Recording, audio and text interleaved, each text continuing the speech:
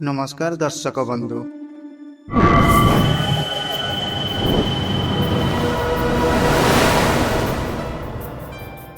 आज अनुचिंता नंबर 1 घरे ठाकुर पूजा करने समय प्रथम गणेश आराधना करने उचित। यह मंगलकारी होता है एवं गणेश को केवे भी तुलसी अर्पण करने उचित नुहे। नंबर 2 महादेव को पूजा करने समय केवे भी केतकी फूल व्यवहार करने उचित नुहे। नंबर 3 ठाकुर को गाधोई देवा समय बुढ़ा आंगुठी को छाड़ी अन्य आंगुठीर व्यवहार करने उचित। यह मंगलकारी होता है एवं बाउंश अंतिम संस्कार व्यवहृत होता है। नंबर 4 रविवार दिन तुलसी पत्र तोड़िबा उचित नुहे। मान्यता अनुसार रविवार दिन तुलसी पत्र तोड़िबा द्वारा ठाकुर अप्रसन्न होइथांती। नंबर 5 पूजा समय शालग्राम को केवे भी चाउल अर्पण करने उचित नुहे। वास्तु अनुसार यह अशुभ होता है। नंबर 6 पूजा समय केवे भी मैला होइतिबा कपड़ा पिंधिबा उचित नुहे। यह अशुभ होगा सहित दारिद्रता आसी थाए। नंबर 7 पूजा करने समय मन में केवे भी खराब चिंताधारा आनिबा उचित नुहे।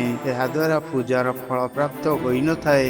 नंबर 8 पूजा समय ठाकुर चढ़ा जाउथिबा फूल केवे भी एटी सेठी पकाइबा अनुचित एवं नदी रे प्रवाहित करने द्वारा मंगलकारी होता है। नंबर 9 ठाकुर पूजा समय जेपरी हाई मारिबा किंबा निद लागिबा अनुचित। यह अशुभ होता है एवं पूजार फल प्राप्त होई न थाए। नंबर 10 ठाकुर पूजा समय टिके भी भांगी जाइतिबा दीप जलाइबा उचित नुहे। यह अशुभ होता है एवं ठाकुर पूजा रे कौनसी खंडित सामग्री व्यवहार करने अनुचित। नंबर 11 घी दीप जलाइबा समय दीपरे धला रंगर बत्ती व्यवहार करने उचित एवं तेलर दीपरे लाल रंगर बत्ती व्यवहार करने द्वारा मंगलकारी होता है। नंबर 12 ठाकुर पूजा करने समय ध्यान रखा उचित। जेपरि पूजा मते दीप लिभाइबा किंबा दीप लिभिबा अनुचित। यह अशुभ होता है। नंबर 13 आरोग्य धन संपदा शत्रु देविनाशय दीपज्योति नमस्तुते। यही मंत्र उच्चारण कर दीप प्रज्वलन करने द्वारा मंगल होता है। नंबर 14 शास्त्र अनुसार ठाकुर पूजा करने समय जदि आखिरे लुह आसे तेरे मन खराब भावना दूर होबार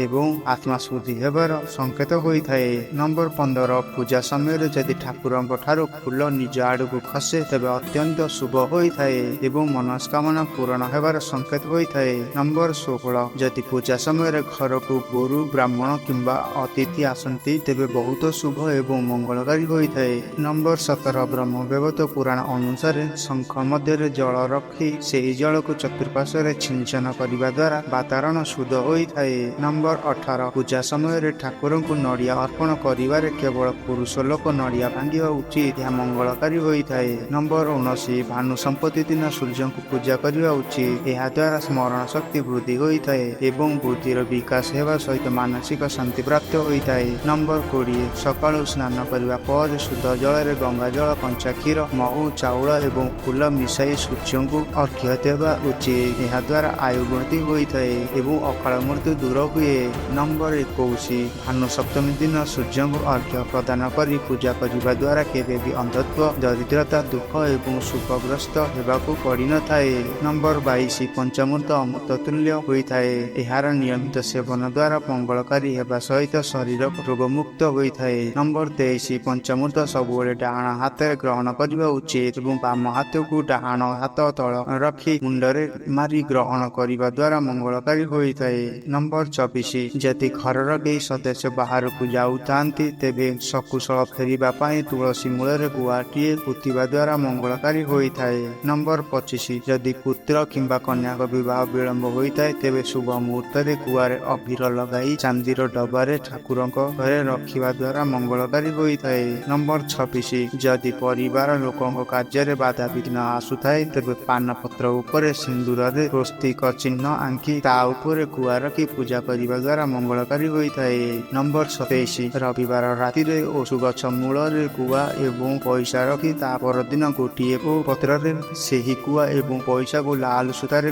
गुड़ाई पैसा बाक्स ରଖିବା ଦ୍ୱାରା ବ୍ୟବସାୟ ବୃଦ୍ଧି ହୋଇଥାଏ। ନମ୍ବର 28 ପିତୃଦୋଷ ଦୂର କରିବା ପାଇଁ ଶିବଲିଙ୍ଗ ଉପରେ କଳା ଖସା ଛଡାଇବା ଉଚିତ। ସେହିପରି ପାଣିରେ ଗୁଡ଼ ମିଶାଇ ଚଢାଇବା ଦ୍ୱାରା ଆସୁଥିବା ସଂକଟରୁ ରକ୍ଷା ମିଳିଥାଏ। ନମ୍ବର 29 ବୃକ୍ଷମାନଙ୍କୁ ସଂସାରରେ ଈଶ୍ୱରଙ୍କ ପ୍ରତିନିଧି କୁହାଯାଏ। ତେଣୁ ବୃକ୍ଷଙ୍କୁ ପୂଜା କରିବା ଏବଂ ପରିକ୍ରମା କରିବା ଦ୍ୱାରା ଈଶ୍ୱରଙ୍କ ସହିତ ସିଧା ସମ୍ପର୍କ ସ୍ଥାପନ ହୋଇଥାଏ। ନମ୍ବର 30 ଅରଖ ପତ୍ରରେ ଓ ଲେଖୁ ଶିବଲିଙ୍ଗରେ ଅର୍ପଣ କରିବା ଦ୍ୱାରା ଅତ୍ୟନ୍ତ ମଙ୍ଗଳକାରୀ ହୋଇଥାଏ ଏବଂ ଧାର କରତରୁ ମୁକ୍ତି ମିଳିଥାଏ। ଜୟ